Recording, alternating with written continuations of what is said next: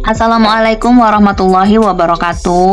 Halo teman-teman, jumpa lagi bersama saya Riwidiah Pangesti. Pada kesempatan kali ini kita akan membahas tentang SEM PLS second order pada indikator refleksif menggunakan Smart PLS. Namun sebelumnya, saya ingin memberi informasi sedikit mengenai model SEM second order pada indikator refleksif ini. Kenapa dikatakan second order? Itu karena pengujian dilakukan pada dua tingkatan. Tingkatan yang pertama adalah pengujian yang dilakukan pada variabel laten dengan indikatornya. Sementara itu, yang pengujian kedua dilakukan pada variabel laten dan variabel laten. Maksudnya yang variabel laten utamanya ini dengan variabel laten yang first ordernya. Nah, di sini kita dapat melihat kalau variabel, misalkan yang ini ya, variabel laten yang pertama sebagai indikator dari variabel yang laten yang kedua. Kemudian variabel laten yang kedua menjadi indikator, menjadi variabel laten yang ini, utamanya ini. Kemudian variabel laten first order yang pertama ini memiliki 3 indikator. Demikian pula variabel laten yang first order yang kedua juga memiliki 3 indikator. Nah, kemudian indikator-indikator ini yang ada 6 juga merupakan indikator si variabel laten si utamanya ini. Nah, jika misalkan digambarkan atau diilustrasikan, maka ini adalah laten variabel 1 sehingga indikatornya ada 2, yaitu laten variabel 11 dan laten variabel 12. Seperti itu. Nah, ini dikatakan refleksif karena hubungannya adalah dari laten ke indikatornya, dari laten ke indikatornya. Begitu juga dengan variabel yang first ordernya, dari laten ke indikatornya. Ini pun juga dari laten ke indikatornya. Maka hal ini disebut dengan model SEM PLS second order pada indikator refleksif. Contoh kasusnya yang akan kita ilustrasikan nanti akan dipraktekkan menggunakan Smart PLS. Ini adalah contoh kasusnya ya. Variabel laten second ordernya adalah yang ini, task karakteristik. Yang variabel laten first ordernya itu ada 5, yaitu task signifikan dengan 5 indikator, task identify dengan 5 indikator, autonomi dengan 5 indikator, skill variety juga dengan 5 indikator, dan feedback dengan 5 indikator. Nah, kemudian nanti akan kita gambarkan di Smart PLS-nya gambar seperti ini, di mana laten-laten yang merupakan dari indikator-indikator yang merupakan dari laten first ordernya juga merupakan indikator dari laten second ordernya.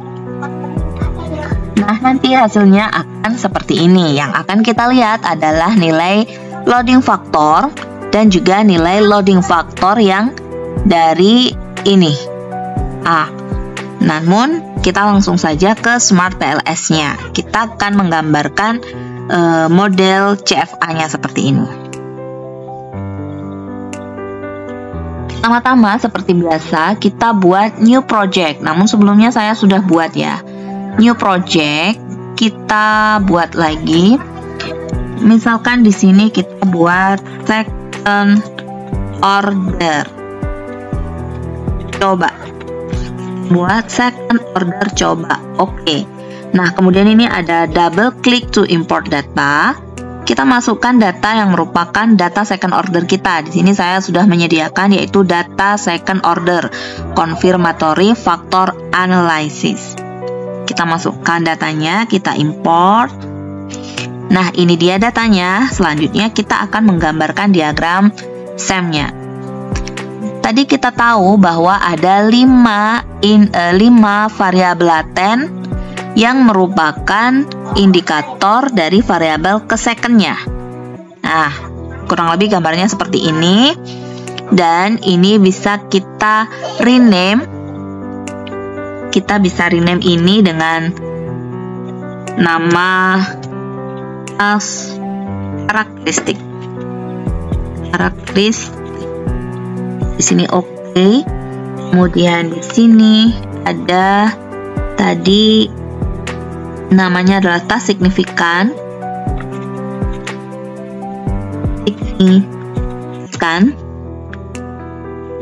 Kemudian task identify,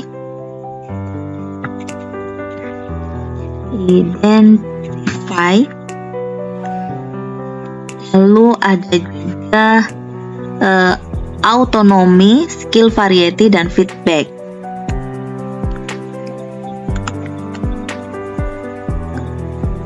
Autonomy,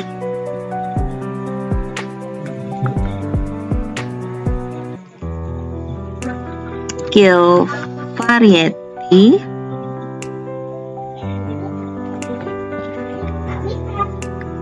dan feedback. Oke, selanjutnya kita akan bikin hubungannya. Karena hubungan refleksif, maka dari laten ke indikatornya, dari laten ke indikatornya, seperti ini arah panahnya. Nah, jika sudah, kita masukkan masing-masing indikator. Kita masukkan ke sini. Kemudian task identify,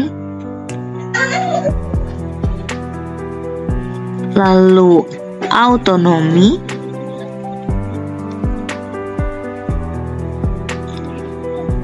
skill variety, dan juga feedbacknya.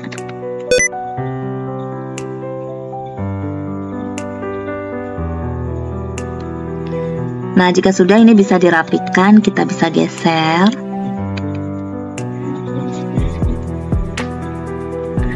Kita bisa taruh di kanan ya indikatornya biar agak rapi sedikit.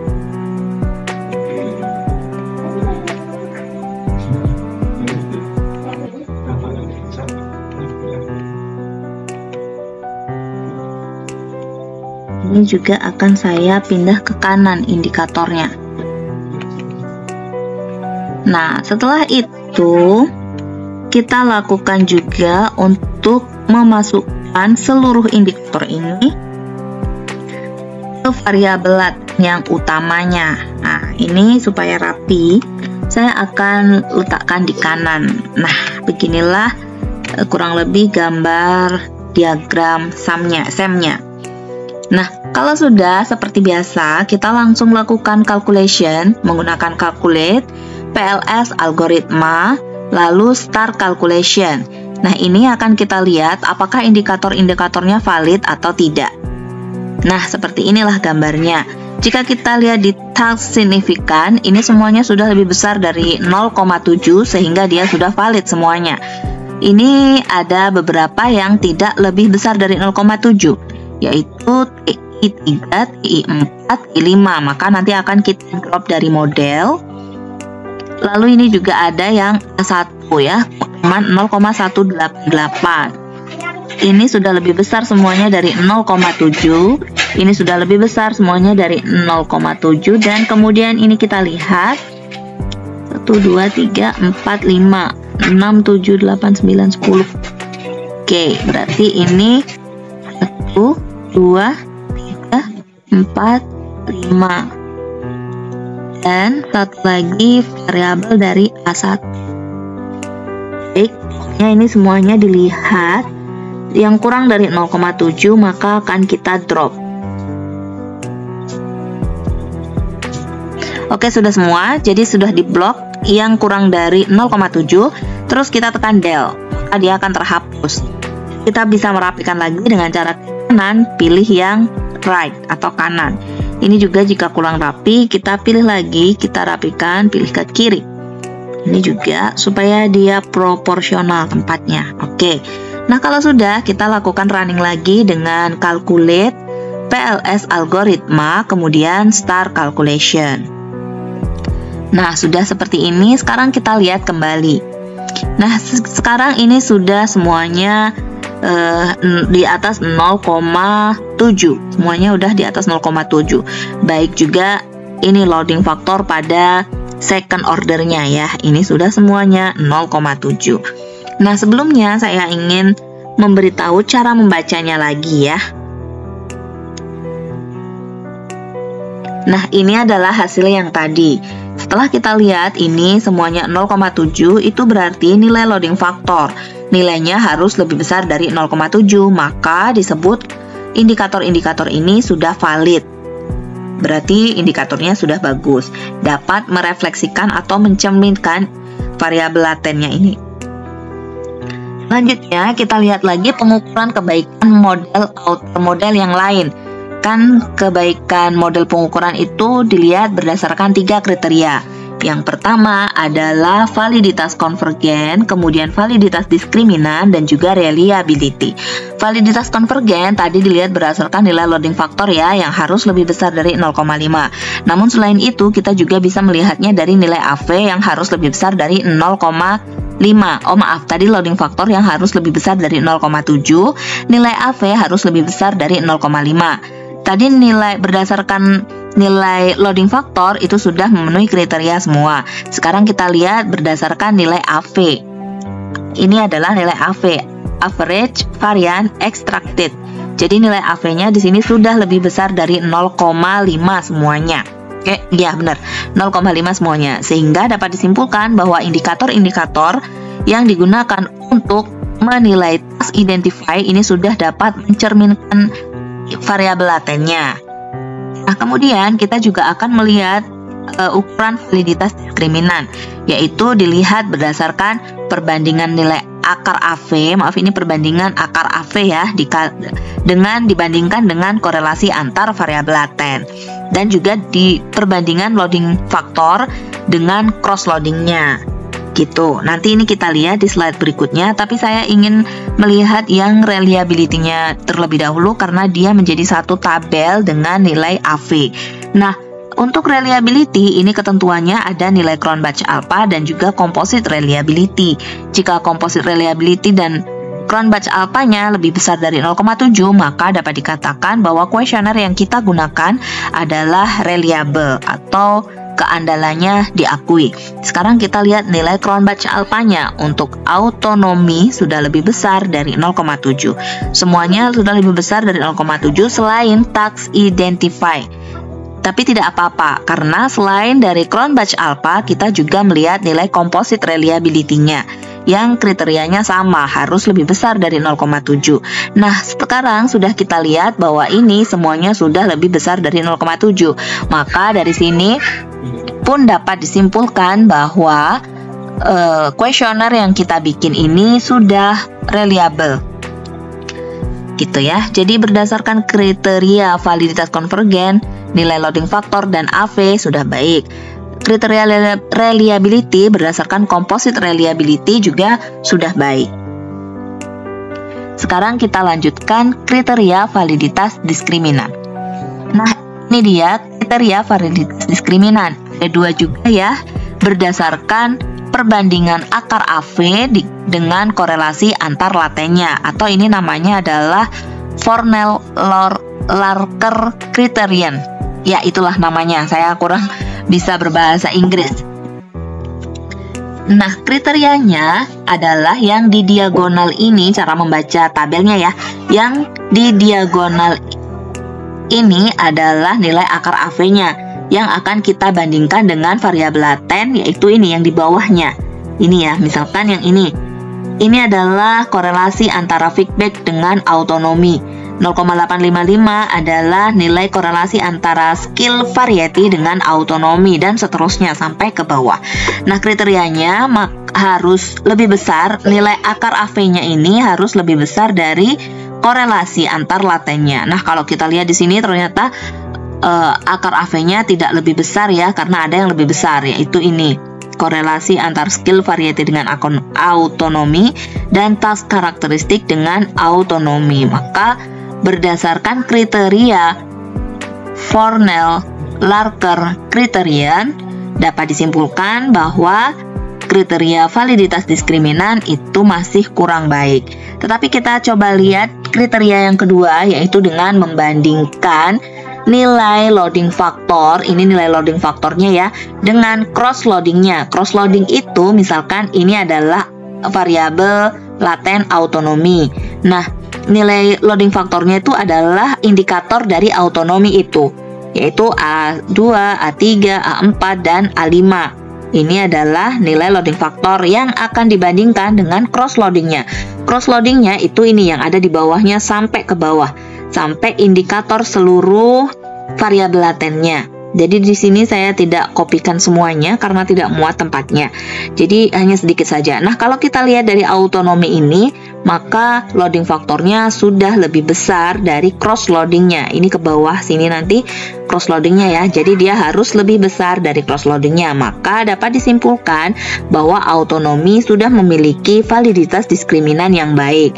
Kemudian yang F juga, ini adalah F ini adalah indikator dari feedback. Kita akan lihat indikator dari feedback ini merupakan loading faktor yang akan dibandingkan juga dengan cross loadingnya ini ya. Ini yang di atas, juga nanti ada yang di bawah.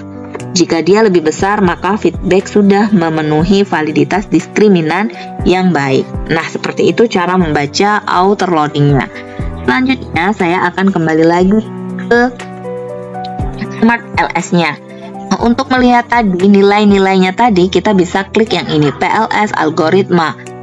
Ini adalah output yang kita peroleh dari merunning PLS algoritma tadi. Nah, di sini ada nilai construct reliability dan validity, ada nilai AV, composite reliability, dan Cronbach alpha. Kemudian discriminant validity juga ini merupakan kriteria Fornell-Larker criterion tadi ya, yang akan dibandingkan akar AV dengan korelasi antar latennya.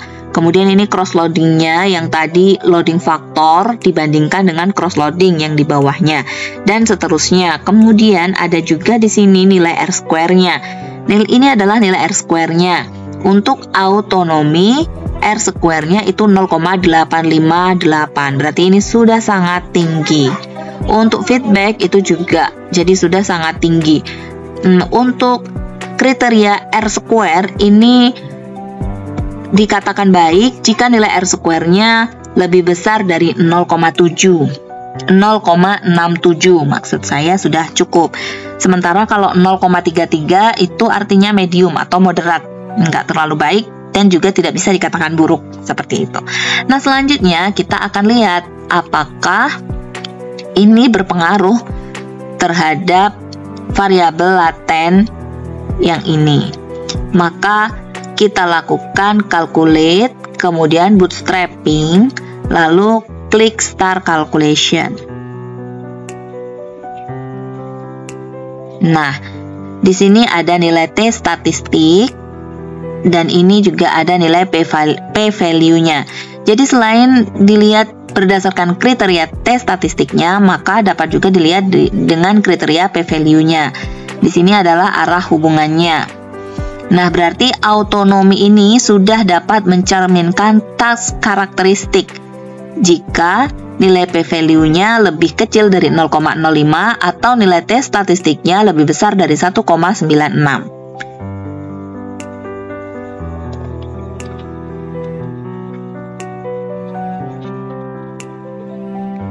Kita kembali lagi ke sini ya, ke signifikansi yang tabel tadi akan kita baca. Nah, nilai signifikansi ditentukan berdasarkan nilai p-value atau nilai T statistik. Jika berdasarkan nilai p-value, maka variabel first order tersebut signifikan jika nilai p-value-nya lebih kecil. Maksudnya ini lebih kecil ya, lebih kecil dari 0,05. Itu adalah lebih kecil. Jadi jika dilihat dari nilai p-value, maka p-value itu harus lebih kecil dari 0,5 supaya dikatakan si hubungan ini signifikan. Atau jika berdasarkan nilai T statistik, maka variabel second order itu signifikan jika nilai T statistiknya lebih besar dari 1,96. Jadi hubungan ini itu signifikan apabila nilai T statistiknya lebih besar dari 1,96 dan nilai P value-nya lebih kecil dari 0,05. Sekarang kita lihat satu persatu. Autonomi sudah dapat mencerminkan task karakteristik karena nilai p-value-nya sudah lebih kecil dari 0,05 dan nilai t statistiknya sudah lebih besar dari 0,05. Dan biasanya ini kalau misalkan warnanya udah hijau itu berarti udah signifikan. Berarti dari sini dapat disimpulkan bahwa autonomi, feedback, skill variety, task identify, dan task signifikan ini sudah dapat mencerminkan task karakteristik dengan dibuktikan dari nilai signifikansinya ini. Nah, sekarang pertanyaannya, seberapa besar dia dapat mencerminkan task karakteristik? Maka dilihat dari nilai ini, original sampelnya. Berarti kalau kita lihat dari sini, nilai autonomi ini sebesar 0,926 dalam mencerminkan task karakteristiknya.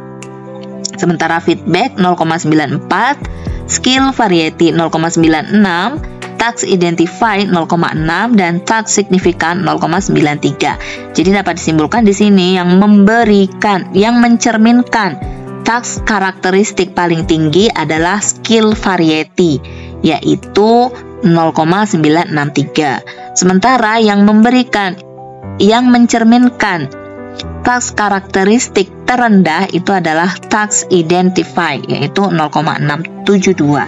Nah, seperti itu teman-teman cara membaca dan cara melakukan pengujian second order pada PLSM. Nah, mungkin sampai di sini dulu video singkat dari saya. Terima kasih sudah menonton. Assalamualaikum warahmatullahi wabarakatuh.